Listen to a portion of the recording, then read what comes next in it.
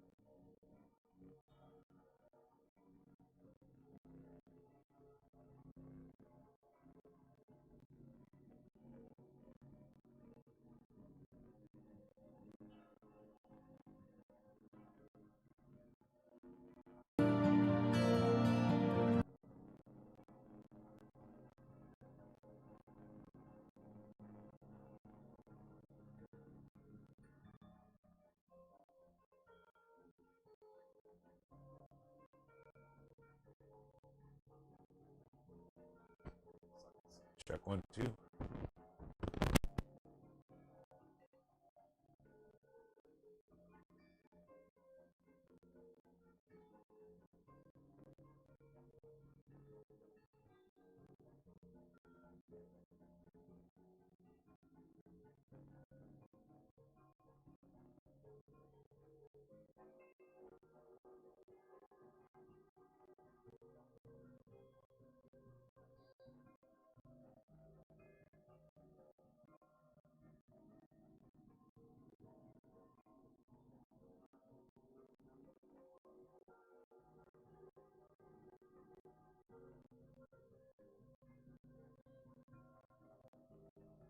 Hey guys, can you hear me now? Sound fixed at all?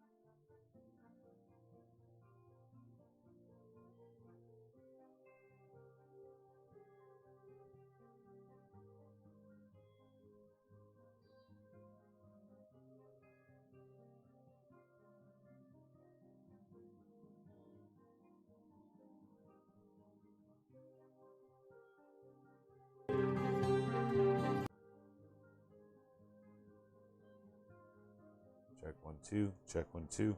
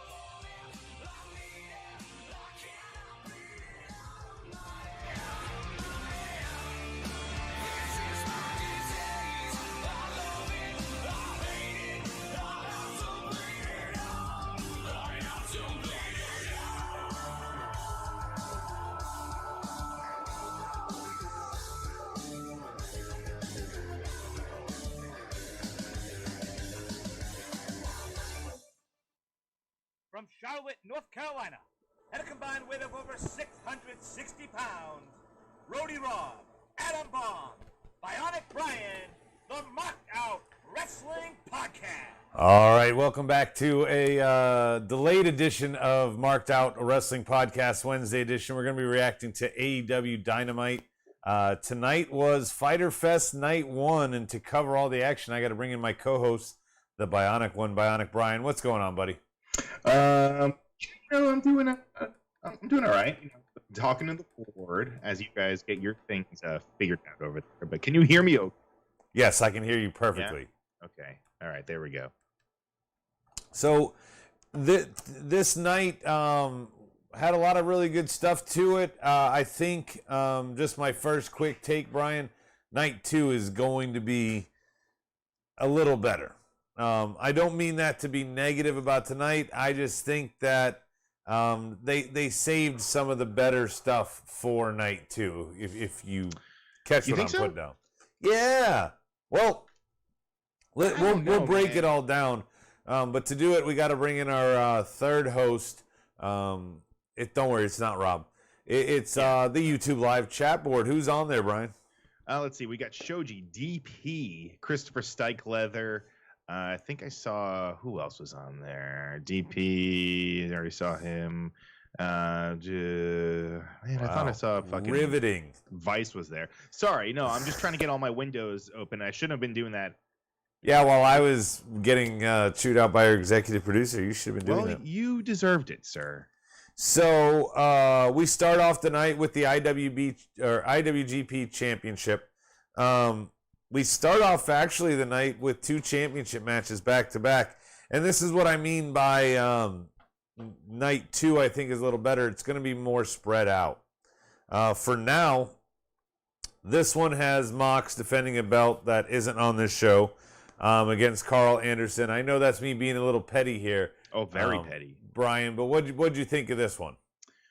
So I like that this actually showed like a serious side to Carl Anderson, especially with the promo that we saw, what was it, last week? Last week. Just the build to it. And even so, like even within this one too, before the match we had Kingston attack Gallows with a pipe.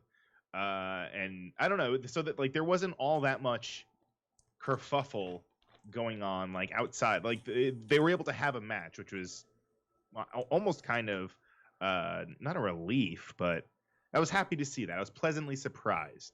Brian, I'm gonna do my normal thing and be petty here because but you made the argument for me that I was gonna say anyway. Carl Anderson's promo from last week was great. Yeah. It felt like a singles thing here. But it also feels like, dude, you're in the Good Brothers, you're in the Elite. Sure. Don Callis has you as one of his entourage, whatever the hell you want. Oh, by the way, we're going to shoehorn a little singles match in here, and we're going to give you 1 week build with a promo. I think the match and I think the promo deserved more than just what that is. Is that fair? I hear you. You do make a good point. However, I do like the fact, though, that this does set up Lance Archer and Moxley now at night 2, which is fun. Okay, now, actually, and I know. Well, actually, okay, I think I know what you're gonna say, but okay, try me. You're probably gonna say, "Well, why are they gonna have that match? I mean, Moxley's just gonna win anyway. It's not a credible threat." Blah blah. No. Am I wrong? Okay. I was gonna actually repeat and echo what I said about Carl and Mox. You need more than a week build. This is probably going to be a match that delivers. I'm being totally serious here, Brian. I believe this is going to be a match that delivers. Why wouldn't you let it build for a little while? I felt this way about when Scorpio Sky was forced 2 weeks later to challenge Darby Allin. When Brian Cage was forced right after to challenge. Like, why can't you let something breathe? Like, some of the best things that AEW has done, and I'm sure there are others that we didn't want to go as long, but that's something that should breathe a little more than a 1 week build. Well, they have a history though, is the thing. They have like a Moxley history. and yeah, they have it. They've had. I'm not arguing fucking... about the history. They have history of the fact that they were booked, and then Lance was gone for a while, and then they finally got back with to like fucking everyone. So that's not Lance's fault. He just has feuds. He has his hand in about 277 different jars right now of feuds. Okay. I won't split hairs with you anymore. I'm just saying Mox is a good promo. Mox is a good draw. He's a guy that you can build a storyline around. Why are we doing 1 week builds and get me excited? There's a reason he's on 2 weeks in a row, Brian, and doesn't have that belt. It's because he's got to be on TV. Next up, I don't even know are we still calling them Team Taz? I guess so, right? I don't care. Technically. But the storyline of this match is simple. Ricky Starks and Brian Cage are fighting. They're both part of the same faction. And the other 3 members of the faction, Taz, Powerhouse Hobbs, and whatever his son's name is, the 3 of them are, quote unquote, not picking sides. Yeah. We know how that turned out, right, Brian? Of course. And I mean, we can see it from fucking... I mean, I know you guys complain a lot about how AEW telegraphs all their angles and stuff, but this one, I mean, you can kind of see it from a fucking mile away. Of course, all the other guys are going to side with Hook and, the only thing I will say I thought was potentially going to happen was Hobbs was just going to go off solo. Like, he was going to say, fuck you, Cage, and fuck you, Starks. No, Hobbs is too green. I agree. I thought maybe they would switch him into another. I thought maybe he needs to stay. The problem is that he's redundant alongside Cage. So for me, the logic, Brian, here was that Brian Cage has to go because that's what he is. Yeah. But I mean, it does make sense for Starks to have the belt while he's still in Team Taz. At least that will be, I guess, kind of interesting. And well, yeah, I mean, and this is a truly meaningless belt, though. The FTW champion, I feel like, is just a title for the leader of Team Taz. I don't feel that it has any merit to it. Well, I mean, we haven't technically seen it from anyone that's like outside of Team Taz, right? Yeah. I mean, Cage was in it, and now Starks. I mean, I still don't consider Cage. Cage was never out of Team Taz. I mean, until tonight, I guess. True. That's why I said that they played it out. Now, you said you knew that Ricky was going to win. But what I loved, and I'm with you on that, by the way, but the quote-unquote false finishes of the night, what I loved was having the crowd kind of selling the false finishes, too. Oh, sure. You missed that. These are the things you take for granted. Absolutely. And this one, I don't think anyone thought Carl Anderson was going to win. This one, there was enough people in the audience that thought Cage could win here. Yeah. The one thing it should note, and I'm sure they said it on commentary as well, is that Starks is a hometown guy. He's from Texas. So he was getting a lot of face pops. And what is the trend there, cool. Brian? Is it hometown heels get fucked or hometown heels get win and faces get fucked? Because I can never figure it out. Like, Cena sucked in Boston. Yeah. And Kurt Angle sucked in Pittsburgh. That's a whole different beast. That's sports entertainment. Right? Oh, this isn't? Okay. On the board, Taz was selling it as settling differences among themselves. Then 5 minutes later, fooled you. That makes sense. Stike says, I hope Brian Cage goes far away from Team Taz. I don't want to see him fighting Hobbs or even Hook. Well, Stike, this is AEW, so Brian Cage is going to fight everyone in the faction and then Starks again. It's true. Book that shit. You know I'm right. I feel like I'll get there, but my later point is going to make proof of that. If they have these factions, it's easier to do brawls and not have to pretend they're brawls. It's easier to have the guys fight each other individually, one by one. Right. And some of it's different, whatever, but it is what it is. We of course We're 2 matches in, Brian. Yeah. And we have not had an EVP sighting. This is a rarity.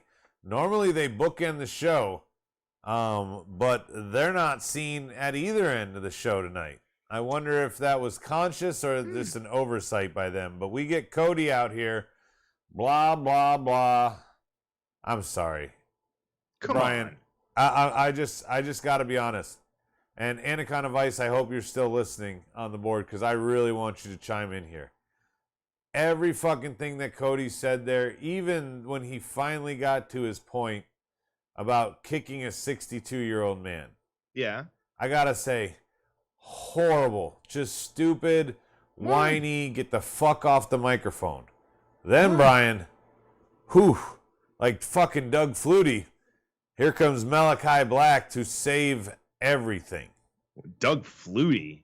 Yeah, you get that reference? The Hail Mary? The fucking Hail Mary? I mean, yeah, I wouldn't. This thing was fucking random. lost, and then Malachi comes in and knocks it out of the park.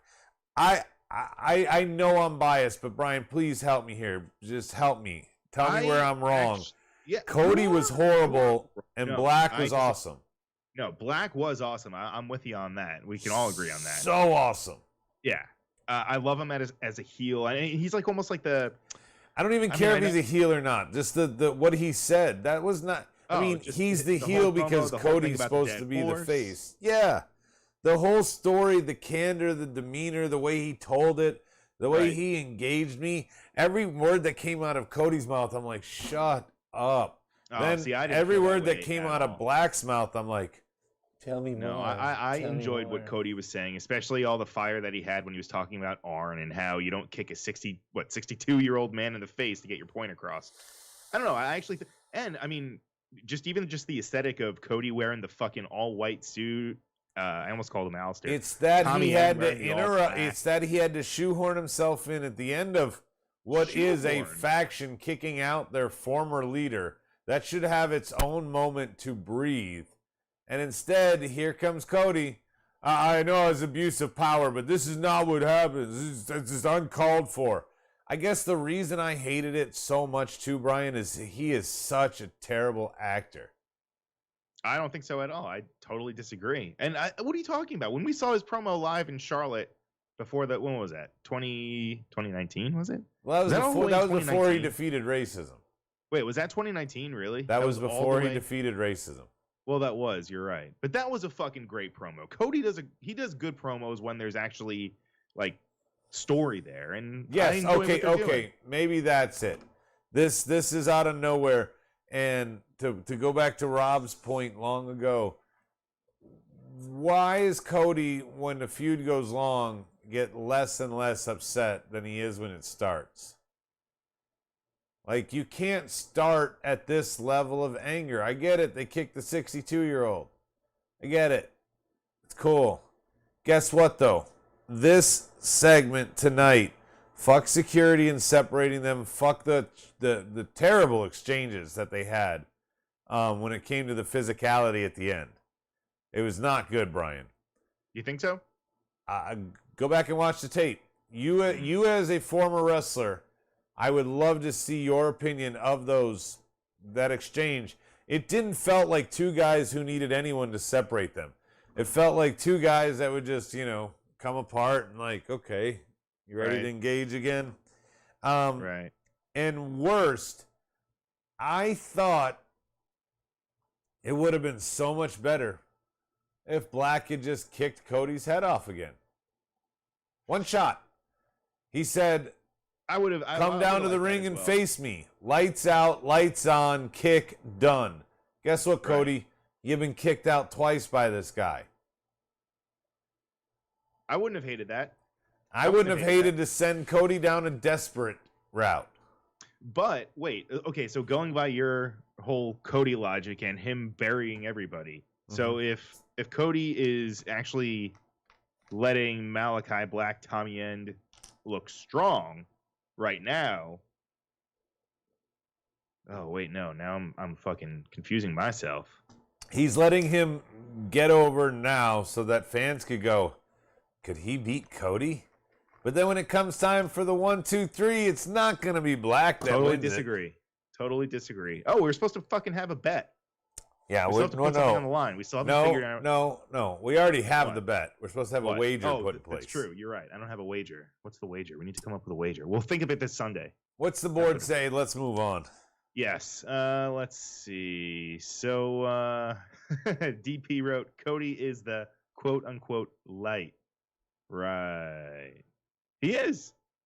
Cody is. I was going to say Cody is the way, but it's gimmick infringement. Stike says, even though Cody wearing white and Black wearing black is a callback to Michaels and Undertaker at Mania 25. So if that so Cody is God, then is what he's basically saying. Soji says the same thing to me. Security was lame. Black Mask would have worked better than stupid security fight. Stike says, I just can't wait till Cody buries him. Just ask Archer and Spears. Not happening. That's the other thing. Like this feels. I don't remember the Archer feud as much, but this feels like the Spears one. Spears came out, got his shots, looked like he was getting strong. Came time for the match, no chance in hell. It was the TNT title feud with Cody. Yeah, and no Archer. chance in hell. Yeah, no. That was the one where they made up this whole tournament so that they could fight in the finals. Yeah, now I remember. I guess I burned that from my brain. Let's move on. This is weird booking. We go from a segment talking about an old man beatdown from last week to an old man beatdown this week. Yes, Proud and Powerful attacked Tully and just wanted to send a message by not actually hurting the old man. But it felt weird that this wasn't booked later in the show. That it was booked right after the other old man segment. Oh, you're saying spread out the old man segments? Right. Yeah, okay. I have no problem with this. I like that Proud and Powerful Santana Ortiz, I guess, I don't know what the fuck to call him. I love everything that they did here. The threat, this isn't even real. You know, the whole thing was great. It felt so weird right after you're talking about an old man getting beat down. Yeah, you make a valid point. They could have spread it out. However, maybe they're trying to get it in like earlier on in the show because they know all the older people are gonna fall asleep earlier on, so they're trying to hit that demo. Oh, you kill me! You kill me! You kill me! All right, we come back. Hangman's with Tony, and the Elite have to all drop the phrase "You're not that guy" to Hangman, and Uncle Buck #1 has to go face to face in the ring. He insulted the Dark Order. He called him an alcoholic. Am I missing something there? He called him a sad, lonely drunk who has nobody to blame but his own damn self. Yeah. And then he said he was going to be wrestling's next great tragedy, which I thought was a bit much, but hey. Who might I say? This is overkill. I think you just needed Callis and Omega here. Why are the Bucks out here? I know that the Elite they're a group, bro. Right. Okay. Yeah. They're setting up the 5-on-5. Okay. Let me rephrase that because that is a stupid statement by me, Brian. Okay. Check the tape. I just said that. I will. Why are they out here? Obviously, they're all out here because we're going to do some bullshit 5-on-5 elimination matches where the thing goes. I'm fine with that payoff. I don't know about you. I love it. The only bad thing I'm actually surprised that you like it. Well, I mean, we know Hangman's going to win. It's just the details of how we get there. Just like, not to get ahead of myself, but Jericho, which is the next segment, is going to get his 5 labors of Jericho. He's going to do whatever he needs to. Yeah. I hate the Jericho one. I'm okay with this, and Brian, I'll tell you why. You don't like Greek mythology? No, this one is an elimination match. Yeah. So it's not one pin. It's 5. It's 5. And the best way to sell a contender is on the road to that title match. He pins the champion. So that's what's going to happen. Kenny can't What? get pinned by anybody but Hangman, so they're going to be the final two. But wait, Brian, isn't that already a one-on-one match if they're the final two? You really think they're going to be the final two? How else would Kenny lose? Kenny just walks out. So Kenny says, I'm not going to fight you, which makes it so that he has to fight him. At least if you got a 5-on-5, he's going to be worn down by somebody else. That's the only bad part about this, is they've booked themselves into a corner. Kenny has to take a pin. Otherwise, the logic of him walking out, getting DQ'd, makes no sense. Yeah, and Paige, and if Paige and the Dark Order lose, then he can't challenge Omega. So they booked themselves in the corner. The only thing is what the order is that they're going to get eliminated in. And correct me if I'm wrong. Is this next week? Let me see. While you're doing that, I'm going to go on to the 5 labors of Jericho and my problems with that. Oh, okay. This one is it's next week. This one's cut and dry, Brian. What? Instead of something like what we just talked about with Hangman and Omega, which I like it. It's an elimination match. You're going to showcase some other guys, even though it's a predictable ending. Mowing through a stable or a faction, yeah, like individual, yeah. Jericho's gonna, and I like if you mix up the fights, but having announced that he's gonna go through all of them, he's gonna beat Shawn Spears in a match where Shawn Spears, probably 10 to 15 years younger than Jericho, is allowed to use a chair, and Jericho isn't. Mm-hmm. Jericho's going to go over in that situation. Wow. We're calling this guy the chairman?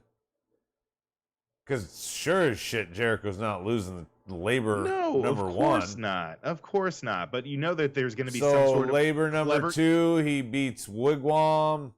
Yeah. Labor number 3 and 4, why does that, he's going to have to win a handicap match against FTR. Oh my God. It's wrestling, bro. It's wrestling. I'm fine with it. What I'm not fine with is what they're doing. If AEW wants to put records on the bottom of everything, and AEW wants to put certain monikers together, one of the reasons Bray Wyatt, a fan favorite, failed is because his character was based on not being defeated. And he was constantly defeated. Yeah. You're giving Shawn Spears a chair gimmick. You're giving him a match where he can use that chair and his opponent can't. Yeah, so? And he's going to lose.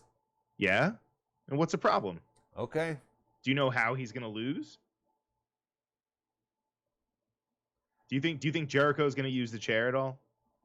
No. Yeah, he'll probably do a spinning heel kick. He'll probably do a Van Terminator into him. 1,000,000% Jericho is going to use a chair when the ref's back is turned or something. Or he's going to do a move where Spears kind of uses his own momentum and he hits the chair into himself. Daniel Price says Spears could use a cheeseburger and a beer and Jericho would just give up that way. Probably not wrong. No. I just don't like it. He's going to get 5 victories he doesn't deserve, and if they add stipulations like this, it kills it. Let's talk about a feud 23 years in the making that we won't shut up about being 23 years in the making, but it's in the middle hour of night 1 Fyter Fest. Yeah. So what? Because they're both veterans. It's not like this is like a blood feud where like this is simple, Brian. Don't get your panties twisted up here. This is a stall feud. That's all. We have nothing for you, Mr. Hardy. We have nothing for you, Mr. Jericho or Christian, sorry. So you guys are fuck it. You go fight for a couple months. As we get ready for your next chapters because your opponents aren't ready and your feuds aren't there yet. So you don't think that they're enjoying working together? No. Well, I don't care. No. Okay. I don't care. I think that the way they were selling all of this was stupid. Now, wow, you are salty tonight. now bro. the payoff, though, the one little thing at the end, Jungle Boy delivered a look that was better acting than anything Cody has ever done in the AEW history. Jungle Boy, without saying a word, told everything when he gave a look to Christian being on Luchasaurus' shoulders. That I can get behind. That's where I thought they were going before this Matt Hardy shit. Was a potential Christian and Jungle Boy match, feud, rivalry, whatever the fuck you want to call it, Brian. That's more intriguing to me. Because I'm willing to bet Christian puts him over. And Cody wouldn't do that. Cody did. Oh my God. He had a chance. Adam, the cameraman, sucked at this promo. I thought that was Wardlow, not Spears. He was wearing a hoodie, and the camera kept moving on his face. That's from Soji. That's funny. And yes, thank you. Daniel Price says, I swear to God, if I had to hear JR said these guys are old rivals, I mean, they totally wanted to make this match and this everything more than it was. If this was career versus career, wow. Okay, you got my attention. Now you can say 23 years all you like, right, Brian? Career versus career. On a fucking just middle of the week show, you want a career versus career match. No, I'm saying if you sense. want me to care about Christian fighting Matt Hardy in year 23, it better be career versus career. I don't care where the fuck you book it. You got 2 old man segments back to back. I don't care where the fuck you book it. It's got to be better than that. Man, I actually thought that this was probably one of the better matches on the night.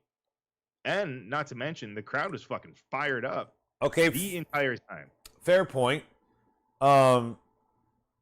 Maybe for me, it was a little ruined by the commentary and, like DP said, going old rivals.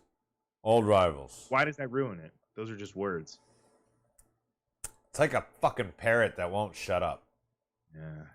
And when you have a 4-year-old, you'll understand. I don't want a 4-year-old. Nobody does. Miro had a good vignette here. I like the fourth wall breaks, Brian. They were subtle. They didn't. I mean, they did, if you know the context. But by themselves, they didn't throw shade at WWE. No. It just built Miro up. What did he say? He said he had a hot wife or something like that? Or he said... I was making good money. I had a hot wife, so who cares that I wasn't being true to myself and being booked. But then he went through depression. I mean, it was a good promo. My problem is, Brian, a promo like that from a heel makes me want to root for him. So you're not wrong. Is he still a heel? Like, I mean, this promo made me want to go like, yeah, fuck them who didn't know what he was worth and all that. Like, you go, Miro. I fucking love you. And I shouldn't do that with a heel, right? No, but I think he was trying to go a little, I think, like, over the top with it. He was calling himself God's favorite champion. So I think, again, this is just a little bit, and actually, I don't know if it's known, but he's apparently a really, like, super religious person in real life too. So him going like this, like, he's always mentions religion, at least in the past few promos that he's cut. So it's interesting that he's going that way. And now he's calling himself the Redeemer, which I actually enjoy that nickname. I think that's pretty. If you're a comic book nerd like me, the Redeemer is a very cool character. I don't know that in the Spawn universe. Spawn, is that the little short fat guy? You don't know Spawn? Who's the little short fat guy from the movie? That's Clown. Yeah, Clown. Wow. I don't know that guy. Other alter ego, Brian, is the Violator. The Violator. Yeah. Jesus. We spent more time than I thought on Miro. Let's move on. Britt and Tony, I gotta be petty here for 1 second. These two, I'm sorry, Brian, built Britt Baker into the star that she is right now. Yeah.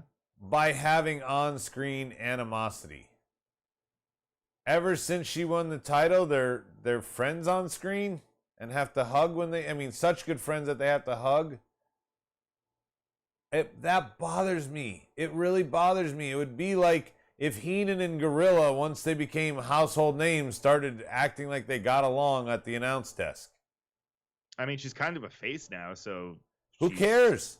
She can still be like. Of course, she's gonna get along with Shivani. Oh no! She shit on him for a year and a half.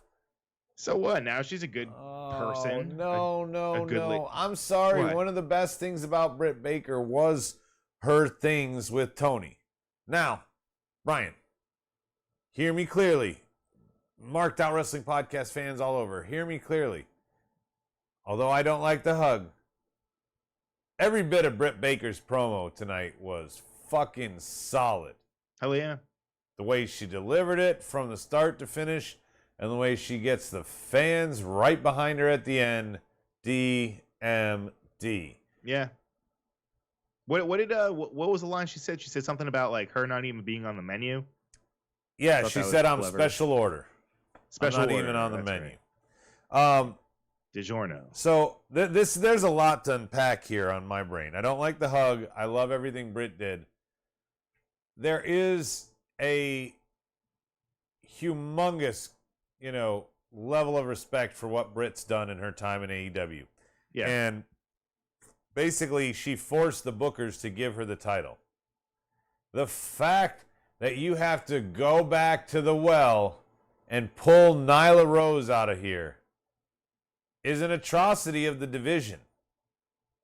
They didn't have, just like losing Bayley, they don't have an opponent for Bianca at Money in the Bank, throwing in Carmella. Well, guess what? Same thing here. You have a champ in Britt Baker who had a great run to get to this title, from the bloody match with Thunder Rosa all the way to beating Shida.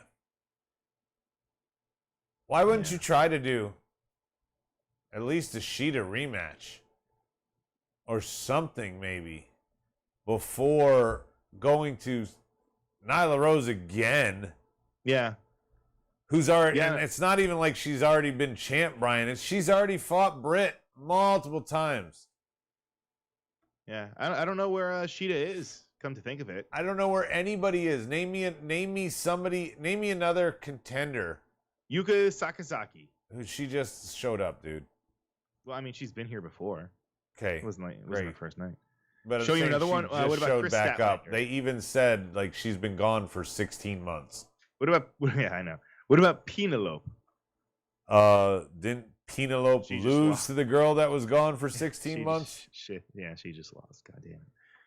You see my point, Chris Statlander. There you go. You see my point. No, Statlander sucks. No, she does not. She's the one who injured Britt. No, that's not true. No. The Bunny the one who injured everybody. So let's put her there. The Bunny. Spike says you have three contenders: Statlander, Rosa, and Conti. Ty Conti. See, there you go. Okay. Yeah. Yeah. That's three challengers right there. How much? Okay. You don't need. How many? What do you need? 5, 6? Fair. Flip 6 coins and don't ever let it come up Nyla Rose, and we're good. Ford Yuka Sakazaki. That's about the amount of coverage I'm going to give that match. Okay. And then I'm torn here on this next one. I'm torn by a couple reasons, Brian. One, why is this booked? The Sammy versus Trent's replacement. Why is this booked on Fyter Fest Night 1? Where did this match come from? Like, what's the build here? Mm-hmm. But you put out this guy nobody's heard of on TV. Cool. I thought he was a slow version of a good quick wrestler. What does that even mean? Let me think of what that means. You are playing armchair quarterback. Okay, somebody like Finn. Drinking a Pepsi. Somebody like as awesome as Finn Balor, with the speed setting of Dean Ambrose. I see. So, like, all the moves, it reminded me a little bit like Humberto Carrillo, just lacking. There's nothing wrong with anything he did. It just didn't have the flair, the pop, I don't know. He's more of a mat-based wrestler. That's one of the things, but he is a very decorated guy. Like, it's really actually cool that he's in AEW. Now he was just in Ring of Honor. He was in their Pure tournament. I believe that they just had. No disrespect to the guy. Maybe he was moving slow to make sure he didn't mess up his debut. Wanted to hit I call it every meticulous. I wouldn't call it slow. Okay. In any event, Sammy stopped a bunch of times just to let that crowd breathe. And Brian, if that doesn't have star power written all over it, I don't know what does. You know the times when obviously Hogan would put the ear and go for it, but like Macho would just stand there, you know, before he would climb the top rope and just let them all cheer like crazy before he'd get ready for that elbow. You know, everybody had that moment where it's like, crowd, here it is. When Rock would pull down the armband as he's going for the people's elbow. Cena would take the shirt off and do his little twirl thing. Everybody has their moment, but man, listening to the fans tonight for Sammy. I mean, the guy has, ever since AEW started, he's been one of the names that everyone said is going to be the breakout, and now we're, I guess, starting to kind of see it, right? But the kid's got it. Oh, totally, the kid. Oh, I guess you're older than him. Dude, he's like 20 years younger than me, dude. I'm allowed to call him a kid. Anaconda Vice says, Daniel Bryan coming maybe. Imagine Daniel Bryan versus Sammy. Wow. Okay. Before we get to the coffin drop main event, let's unpack what he just said here. I don't want Daniel Bryan in AEW right now. It's happening, bro. Do you know why? Why? The Bellas. No. Oh. You have to give things their due and their time.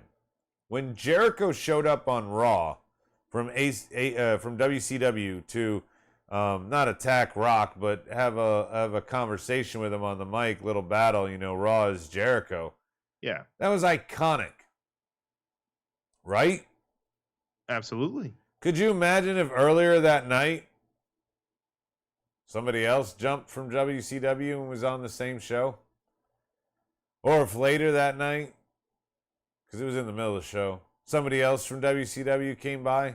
Yeah, but what are you talking about? I mean, you need to let these breathe. You have Andrade and Black right now on the roster for 2 weeks, 3 weeks in terms of like what they're doing in character and stuff development. Yeah. You have to breathe. The reason Archer, you know, isn't where he should be is because he wasn't given the time that he should have been with his debut and with Jake. He was given 2 weeks, and then it was like, yep, here he is. We didn't build shit. Look at Hangman. You've been telling that story for a while. And look, he's ready to go. Crowd's going fucking crazy for him. Look at Sammy, Brian. But look at Sammy. You're look at MJF. Brian, though. That's look at Jungle Boy, who's been a slowest build, but Jungle Boy's still been featured a lot. He's been a slow burn, but he's there. No, sorry. Daniel Bryan is in a totally different stratosphere. It's Bryan Danielson. I'm assuming he's going to be going by. Okay, that's great. What I'm still trying to say, though, is he deserves his own, like, time to How do show you know up. He's not getting it? What are you talking about? Just because they debuted a couple guys a month or two prior? No, never mind. I think you're missing the point, but it's fine. No, well, I mean, you brought up Tommy End that just debuted. Yep. Right? You brought up Andrade. Okay, yep. they both just debuted. Who's Andrade feuding with? Clearly Black is going right to Cody. That's the first stop. Who's Andrade's first stop? I mean, he had Matt Sydal. Okay. Feud, not match. Feud. I don't know, you tell me. Who's he feuding with? Who's exactly? Because they don't have enough stories to go around for these debuting guys that are going nowhere. And you're going to wind up.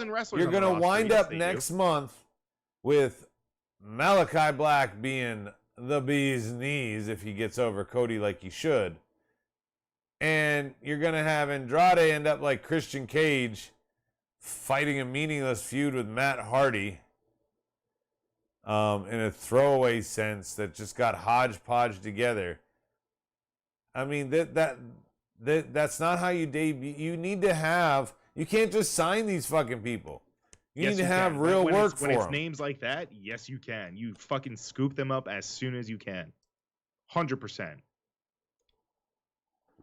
Daniel Price, Guevara's not fit to wipe Daniel Bryan's taint.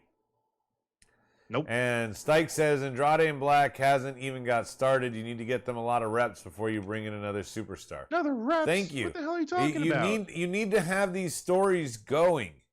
You need to have everything's an animal, Brian. You need to have the Hangman Pages, the MJF, the Jungle Boys, the Darbys, and the Sammy Guevara's going. Flames being stoked, ready to make superstars. That's your future. Okay? Yeah. No, we're doing that. We're aligned, right? What was the main event tonight? Wait. We're aligned, right? Sure. Okay. And then what did you say next? You said they're already doing that. Guess what, Brian? I 100% agree with you. Okay. Okay. What about these people that debut with no direction? Who, Archer? I mean, I think there's a lot of guys on their roster right now that I have yet to see what I feel WWE guys is or their just people in full general? potential. I think the amount of, and this may shock you, I think the amount of heat that Hybrid gets, TH2, whatever the fuck they're supposed to be called, the amount of heat that they get as a tag team, it feels almost New Age Outlaw level. You know, the way they get the crowd to just spoon feed out of their hand. They make one comment and there it is. They're going to respond back. You know, I don't know why they're not on more. So they're, and I don't watch all these other shows, but until there's all these extra shows and there's the proper storylines to go around, Miro doesn't even have a fucking opponent right now. Or anyone he's the champion, and it's kind of a open challenge kind of. Really? So it's like when he was the U.S. champ on WWE as Rusev? Really? What's wrong with that? That sucked out loud then. Okay, so? Ugh. Ryan. Totally different We're supposed to be friends. All different players. No, you just, I mean, man, you just sour on everything. I thought tonight's show was actually one of the better ones. Dude, it was. It was, and then you got me talking about these debut. You don't need. Okay. What about Buddy Murphy? You just said Buddy you're a Jets fan. You're a Jets fan, Brian. Yeah. If Unfortunately, I offered you, doesn't matter the details. If I offered you Russell Wilson, Deshaun Watson, Patrick Mahomes, Aaron Rodgers, Drew Brees, and Tom Brady, who would you take? Mahomes. Okay. There is no wrong answer, by the way, Brian. Yeah. Now that you've said Mahomes, I'm going to offer you Aaron Rodgers too. What do you think? I mean, there's a lot of different variables. We're trading straight up for them? No. I'm telling you, you can have Aaron Rodgers in addition to Patrick Mahomes. All right, bring him on. Bring him in. Let's go, Aaron. You're on my team now. Okay. Yep. Guess what? What? Tom Brady's also available. Cool. Scoop him up. He's on the Jets now too. Can we afford him? Oh, we can? All right, sign him. Tom Brady, you're on our team as well. Okay. Welcome to the Jets. Okay, so you've now got Patrick Mahomes, Aaron Rodgers, and Tom Brady. Arguably, well, not arguably in some cases, but arguably three NFL Hall of Famers on your roster right now. Yep. Okay, all at the same position. Okay. And now the next Patrick Mahomes becomes available, and you're able to draft him, and you can sign him too. You want him also? Yes. Okay. So now you got 4 quarterbacks. Give me all of them. You'd be the only team in the league that's got 4 quarterbacks on their roster. Where they're all fighting for a spot. Only one can actually play this position. You can't like run Brady out of the slot. Aaron Rodgers isn't blocking up the middle. Okay, but here's the thing. We haven't talked about budget. We haven't talked about... First of all, football is a totally different fucking thing than wrestling. You can't equate that as far as positions go. Plus, if we're going the football route, you can use those names as capital. You can do This isn't like basketball, Brian. Exchange. If this was like basketball where you could just sign like 10 shooting guards or small forwards or swingmen, you wouldn't do that. you can in basketball. That's okay, but you wouldn't sign 5 centers. You'd get destroyed. You wouldn't sign 5 point guards. You would get destroyed because you're only allowed 12 people on a fucking roster. AEW has no roster cap. There is no salary cap. So just like Kenny fucking Omega and his belt collecting, Tony Khan is just collecting these guys like action figures. You don't think Vince is doing the same and hasn't been doing the same? I know for 100% certain fact. Thank you, Brian. Yes, Vince is. And what is every AEW fan says about Vince? He collects and he wastes them in catering. So my start of this argument is full circle. Don't bring these guys in until you have something for them.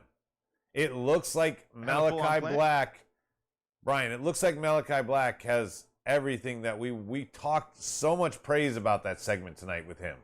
Mm-hmm. This is the first time we mentioned Andrade was on. Because he only had a promo, right? He only cut a quick promo. Oh my God. He didn't have a Do fucking... you not see my point? Andrade had a match last week, Brian, against Matt Sydal. Nobody talked about it. So, we barely mentioned it. That's not true at all. He had a fantastic match in Miami in front of a fucking crowd that was going ballistic for him. Lord, somebody help me. Just because you don't enjoy a fucking match between him and Matt Sydal. And it's not that I didn't enjoy the match about Matt Sydal. It's nobody fucking walked away from the road rage, whatever the fuck it was called. Nobody walked away talking about Andrade, Brian. Nobody. Not one person.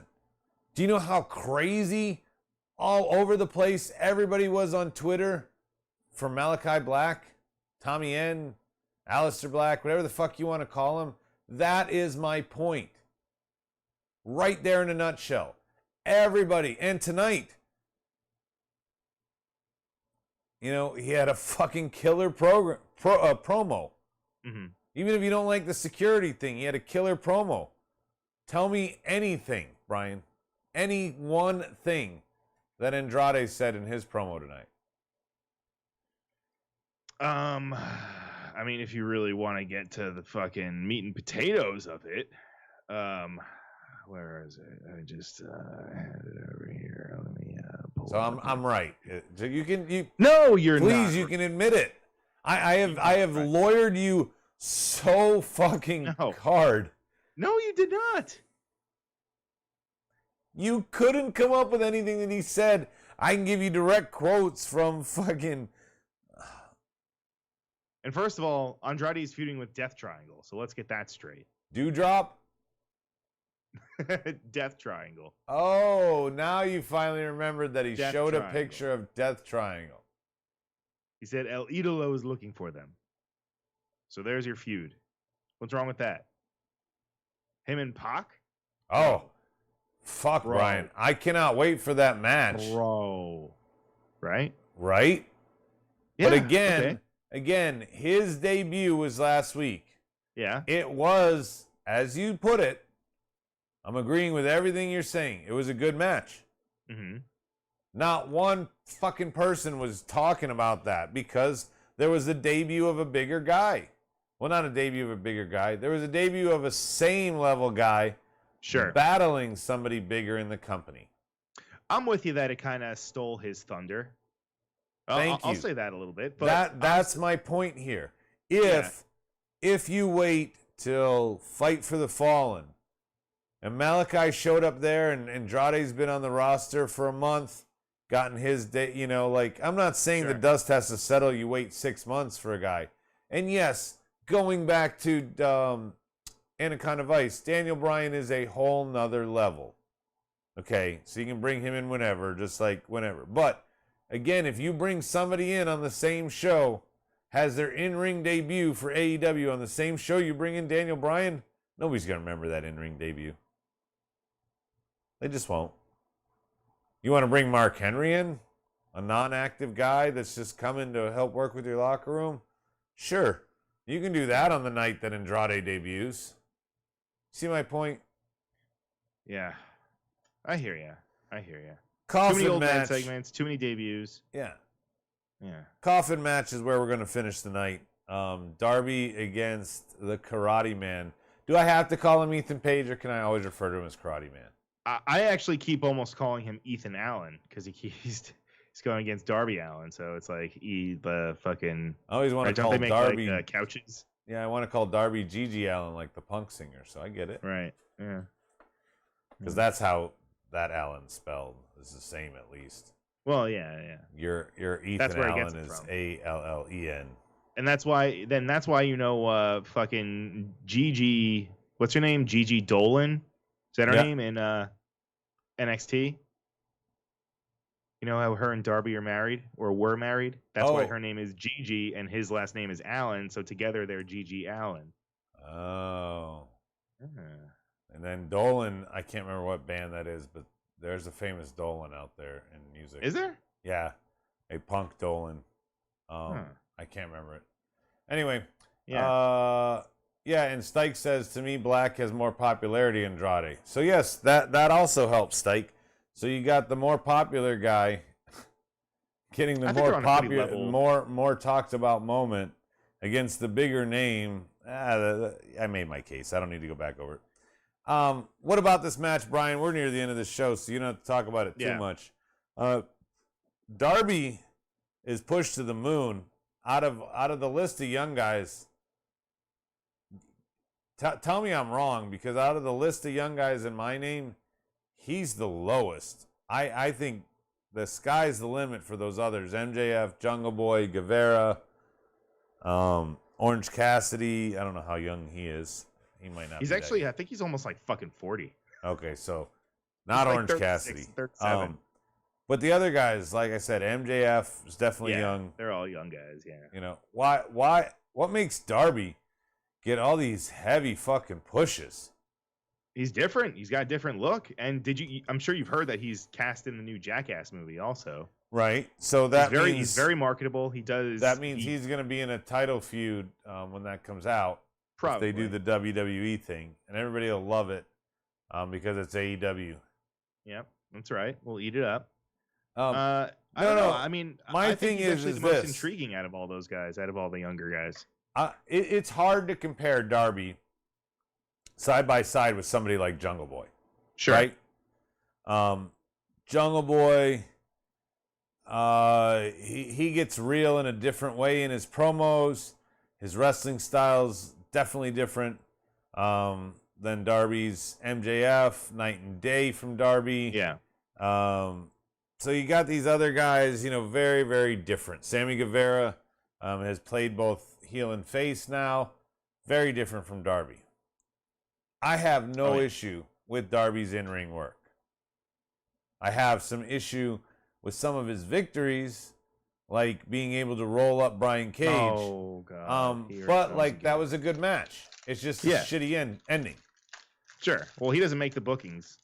What I have a hard time understanding here is, out of the other group of young guys that I've named multiple times here, he is fucking dead last in my mind when it comes to promo.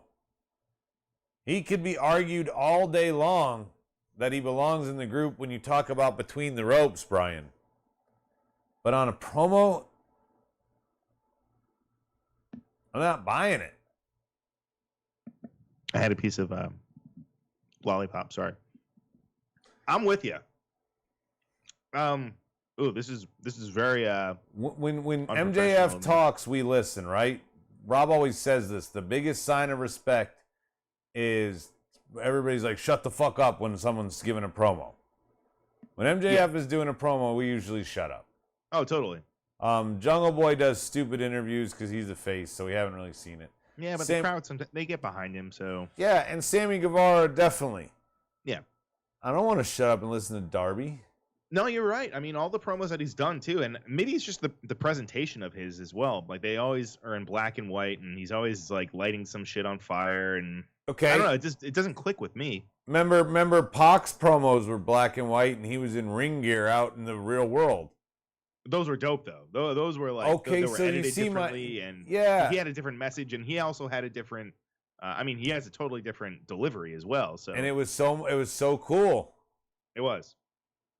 I just don't understand the appeal of Darby when it comes to a promo.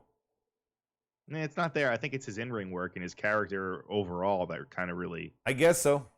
His character and in-ring work, they do stand above, somebody like, and I'm not dogging them, but somebody like, Griff Garrison or, one of the Gunn brothers. Yeah. Not trying to dog these guys. I'm just saying, like, Darby's above you. His style is unique. Yeah. I get the appeal. I just don't understand the. Maybe I'm wrong. Maybe I'm outdated, and what Darby's doing promo wise is something new. It's just not something fresh to me. Ethan got put in the coffin. They got buried in the broken wood of the coffin after the coffin drop. Burial confirmed. Yep. They did the coffin drop afterwards onto him, which I thought that was a little unnecessary. But hey, I mean, the guy's got to get the coffin drop in there. Took that fucking ego's edge on the stairs, which is brutal. Stike makes a good point. And this is one of the symptoms of AEW here, Brian. I think he's right. After the year he's had, Darby's bulletproof. This is a chance to give Ethan Page a notch in his belt. And instead, it's another loss to Darby. Now it's one-on-one. Darby can't lose the first coffin match. Come on, that's his specialty. That's the point. What? You can supposed to win. It would not have made one fuck difference, Brian. No, it makes sense. What are you talking about? It's his match. Who won the first Hell in a Cell? Was it Taker? No, didn't fucking. No, he didn't win. Didn't Michaels win? Yeah. Did that still not go on to be a Taker's signature? Okay. No, I would say the signature Taker match would be a Buried Alive match or a casket match. A casket match would be more applicable here, especially with a coffin. Same fucking thing. You are hard to talk to. You are, sir. Oh, I didn't like this. Oh, I didn't like this. Oh, I didn't like this. Well, no, I was telling you there was a lot of good stuff tonight. Yeah, was there, sir? There was a lot. My petties, if we were to just sum it up, my petties were Hardy and Christian. I don't know why you have that feud and why you have to mention that they're old rivals so many times. Yeah. That was a petty for me.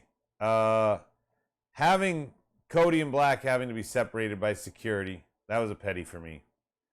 And then the other one, the Tony and Britt hug. Yeah. Everything else, Brian, I have no problem with. I told even what I was saying when I was complaining about the Bucks and Don and the Elite coming out there, the fact that the payoff of that shit was a 5-on-5, it's like, oh, you know what? You had to get here some way. I'm this surprised is fine you like that, to because get you that. usually hate group warfare. Well, I hate group warfare with one pin. I want to be very clear. I love 5-on-5 elimination Survivor Series rules. You learn something new every day then. Didn't know that about you. I'm not a one-pin guy if you got multiple men. I don't like it. You can tell so many stories in a 5-man elimination match. Like subscripts and stuff. For sure. Where I'm with you. Alex Silver has to call out Brandon Cutler next week because, Alex Silver. Is that not his name? Alex Reynolds and John Silver. Well, you kind of put them together. I did. It shows how irrelevant they are individually to me. Oh my gosh, that's not nice. Yeah, it's almost like they're twin brothers. Because I honestly couldn't tell the difference. I do know who Preston is and Evil Uno. Sadly, the ones wearing the masks. What about Colt? Colt. Anna Jay. Yes, but Colt, unlike the rest of the group, is the only one of Dark Order that I knew before Dark Order. You know what I'm saying? I mean, you knew Brody Lee. Well, That's different. And actually, I didn't know Brody Lee. I knew, what the hell is his name? Lance Harper? -1. Luke Harper. Luke Harper. Lance Harper. Lance Archer on the brain. Anyway, let's wrap this Gary shit Joe. up. What? Gary Joe left a comment. Sorry to cut you off, but let's read what he said. He said, I think it's smart because Page needs to earn his way for the title opportunity. Unlike WWE, where they just put some random people in Money in the Bank. With an eye roll emoji. So, Gary Joe, thanks. That's a good comment. I'm glad that they're making him earn it instead of just originally he was coming out and say this. And it makes sense for the heel to book the jump through the hoops. The only problem with this, and I'm not knocking it, because I think, Brian, this is why I'm not knocking it. By adding the 5-on-5, the devil's in the details. There's a lot that can go down. Yeah, we know that Hangman's probably going to win the opportunity to fight. But what about this? What if Hangman gets eliminated? And Dark Order still wins?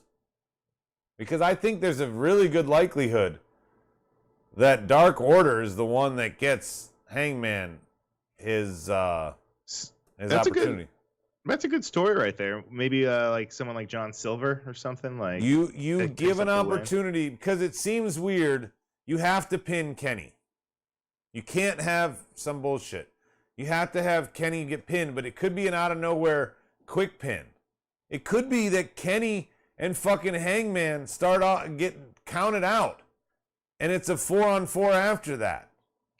Like, there's so much that they could do here that even though you know Hangman ultimately is going to fight Kenny in the end, like Gary Joe says, they're putting something new in there. They're making it have to fight for it. I like this booking over like I said, the more obvious bookings. Sure. You know, we like you said, Cage and Starks. Right. Great match, by the way. The fact that Starks could carry and do a running power bomb on Cage was impressive. Very. I don't know if you saw that move, but that was probably my marked out of the night if we were doing awards. There you go. Big stuff for Marked Out Wrestling Podcast on the horizon this Sunday. That's right, this Sunday. You're going to be able to see Bob in studio. Brian gets to meet him. Woo! Am I the referee between him and so. Rob? Well, but we also have to worry about Rob and Bob, and I'm just nervous about their whole dynamic. It's not going to be fun. Money in the Bank. I'm not supposed to drink, but it's not fun. I think I'm going to be drinking. Oh, okay. But I encourage you to come back. Join us for our Money in the Bank reaction show. Money in the Bank has some good storylines. We'll see if they pay off. To me, Brian, it's very similar to like Cody and Malachi Black. What? Until I see Black go over Cody, until I see somebody worthy and good to win this briefcase this weekend, you have my attention, wrestling. Do the right thing and put these guys over. Cody, at this point, wins and losses don't matter to Cody. Just like I don't like Ethan Page, but oh man, whoever it was that made that point, what they said was, "Hey, you should you should have put Ethan Page over there," and they should have. Darby could survive it. Syke wants to know what I think of NXT last night. I want to say a couple things. Number one, Mandy Rose. Her and Dana were just calling out the night before the tag champs on Raw. So did they give her Eva Marie's gimmick too? Because she just stood there at the top of the ramp. It looks like Bobby Fish wants some of Roddy. Or excuse me, Roddy wants some of Bobby Fish. I said that wrong. The Butler thing was a little bit funny, but also kind of contrived. I guess that's with the $1 Million Man. I don't know, man. Some of it, I didn't watch NXT last night. It was uneven. You got your women's champ just standing ringside as Dakota fights. I don't know, Ember Moon for nothing. It's not like a contendership. It's for nothing. That's weird. I don't know. Yeah, it wasn't great. It wasn't terrible though. Soji says, Adam, go get a beer. You look tired and pissed. If you knew what my life was like today with disappointments in all professional aspects of my life, yes, I need that. Cody needs to lose this match clearly at All Out. I love the American Nightmare because Black's debut matches for this show. I would be horrible for Black lose. Yep, that's the thing. If you're gonna book your debut feud against Cody, put you over. Or if it's a rubber and he wants to go over in the end, fine, but it needs to be put over. The only person he put over was Brody, and he undid that the second he came back from filming. Well, that's my closing, Brian. You got anything to say before we shut this shit down? Yeah, free Britney. Oh, yeah, and sorry, Stike wants me to mention cross-choked out Joe last night. So. Yeah. That shit happened. Yeah. We knew where they were building that. I thought, though, this was an opportunity. They could have got the belt off Cross and moved him up like they wanted to, but they didn't. In any event, we'll talk some more this weekend. I'm sure we're going to have an extra long edition of the show. Oh, yeah. So until then, tune in next time. Same smart time, same smart channel. I'll get you on the bling bong. On the bling bomb? What the fuck's a bling bomb? Our podcast is produced and edited by U-Record Studios and is recorded live from Charlotte, North Carolina. Subscribe, follow, and listen to us live following WWE programming on YouTube, Twitch, and Facebook Live. Download the podcast by following us at podbean.com or subscribe on iTunes and Apple Podcasts. While you're there, go ahead and give us an honest and fair review and rating. Finally, if you have enjoyed our product and would like to see us grow, please donate to us by visiting the donation link below our live video, or you can donate via Venmo and Cash App at the handle Ravepro. That's Ravepro. You're listening to the Electronic Media Collective Podcast Network. Yeah, it's a mouthful. For more great shows, visit electronicmediacollective.com. Please, listen to my voice.